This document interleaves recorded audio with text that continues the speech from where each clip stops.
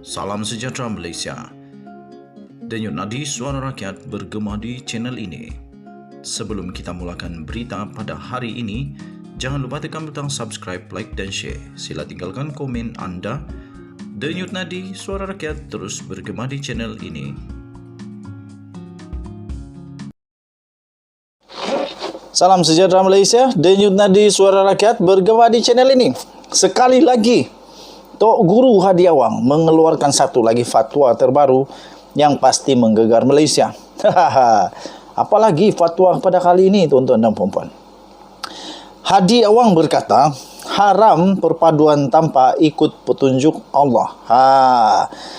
Presiden PAS iaitu Abdul Hadi Awang telah mengingatkan pada hari ini, iaitu hanya perpaduan yang mengikut hidayah, iaitu petunjuk daripada Allah sahaja yang akan membawa berkat, berwawasan kukuh dan kekal daripada dunia hingga akhirat.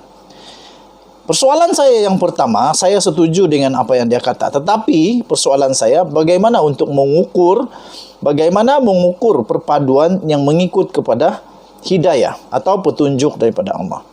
Adakah ini mengatakan bahawa selain daripada PAS punya perpaduan, ataupun perpaduan yang ada parti PAS itu dianggap sebagai satu perpaduan yang tidak ada hidayah? Itu soalan saja. Kamu boleh jawab. Tapi saya setuju segala sesuatu mesti diutamakan adalah Tuhan Yang Esa. Of course, apapun agama di dunia ini mengajar kita supaya Tuhanlah yang nombor satu. Okey. Kata beliau, adapun perpaduan tanpa petunjuk Allah Subhanahu Wa Taala tersebut adalah diharamkan disebabkan oleh kerapuhannya, katanya. Ikatan yang membawa padah di dunia dan akhirat kerana pelaksanaannya tidak berprinsipkan akidah dan tidak mempunyai konsep amar ma'ruf dan nahi mungkar yang mengawal kehidupan manusia serta pergaulannya dalam bermasyarakat. Tambahnya lagi, hal ini disebabkan tiada asas akidah untuk mengawal diri dan tidak berakhlak, katanya pada hantaran di media sosial pada hari ini. Pada pendapat saya, Tok Guru Hadi Awang perlu perjelaskan ini dengan lebih teliti lagi. Dengan lebih teliti. Kerana pada pendapat saya, di dalam politik, segala sesuatu itu sangat-sangat saja subjektif. Sangat-sangat subjektif. Dan pendapat demi pendapat itu pun secara subjektif juga. Okey, jadi Abdul Hadi menerusi hebahan mingguan minda Presiden PAS menjelaskan konsep perpaduan yang wajib dan haram di dalam Islam tanpa menyentuh secara langsung politik negara. Katanya Allah Subhanahu Wa Taala telah memerintahkan kepada Rasulullah sallallahu alaihi wasallam selaku pemimpin negara agar menjadikan Al-Quran sebagai satu-satunya petunjuk yang tertinggi di samping dirinya sendiri yang menjadi teladan, katanya. Baguslah, betul lah. Harap-harap PAS ikutlah apa yang dia cakap ni. Harap-harap PAS betul-betul ikut apa yang dia cakap ini. Kalau betul apa yang dia cakap ini diorang ikut, memang itu sangat tepat. Sangat tepat. Masalahnya, betulkah PAS ikut 100%? Okey. Dan sama juga parti yang lain. Ya, tak kiralah parti itu parti apa. Yang penting ada orang Islam di dalam parti itu. Pada pendapat saya, semua harus ikut yang betul. Jangan ikut yang salah. Okey.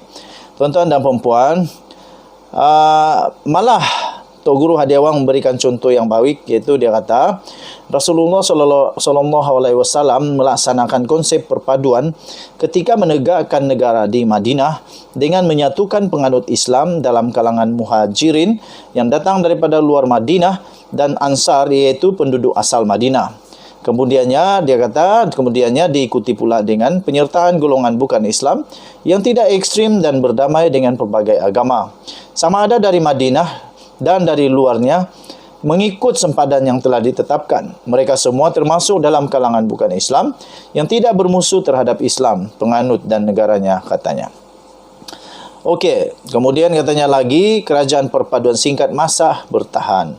Semuanya telah dirakamkan dalam Sahifah Madinah, iaitu Piagam Madinah yang terkenal, katanya lagi. Menurut Abdul Hadi Awang, konsep perpaduan yang menerima Islam memimpin, hukum Islam adalah tertinggi bagi menyelesaikan semua masalah yang berlaku dengan adil dan saksama.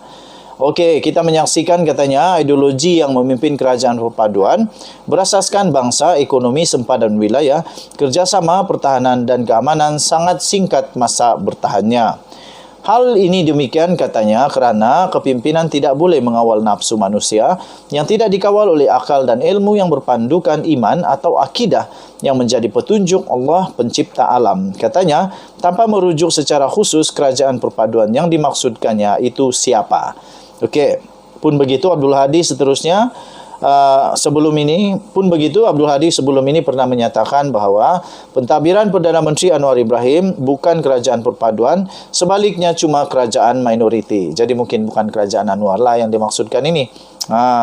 Abdul Hadi juga menuduh parti bukan Islam DAP mempunyai lebih banyak suara dalam kerajaan ketika menjelaskan kenapa PN menolak saranan yang di Pertuan Agong supaya gabungan itu membentuk kerajaan perpaduan dengan Pakatan Harapan.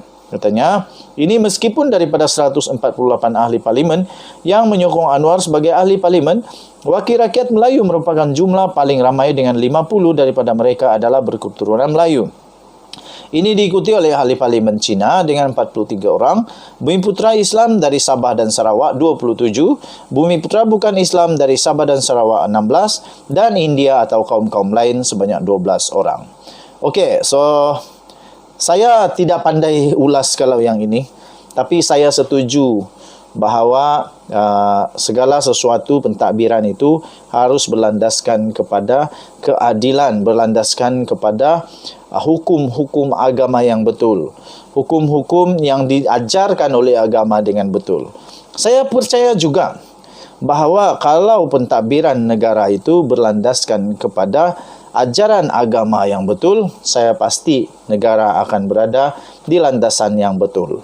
Okey, jadi kita doakan semoga Tok Guru Hadi Awang terus sihat dan sentiasa membuat menjadi semak dan imbang untuk kerajaan ini supaya kerajaan tidak lupa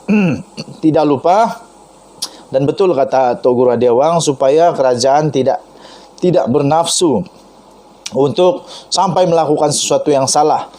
Dan kita perlukan pembangkang ataupun kita perlukan orang-orang Tok Guru macam Tok Guru Hadi Awang yang bijak pandai ini dalam agama untuk sentiasa membuat teguran ketika pemimpin negara perlu ditegur supaya mereka sedar kalau ada kesilapan. Kalau ada kesilapan, mereka sedar. Apapun, saya tetap menjunjung titah ke bawah Duli Yang Maha Mulia Sultan Perak yang mahu supaya politik kerajaan manusia rakyat di Malaysia dalam keadaan yang toleransi dalam keadaan yang tidak ekstrim, dalam keadaan yang sederhana supaya kita dapat hidup di negara yang aman damai.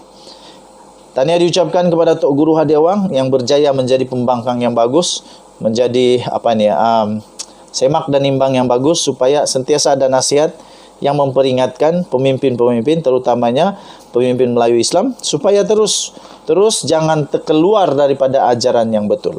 Denyut nadi suara rakyat bergema di channel ini. Bye-bye.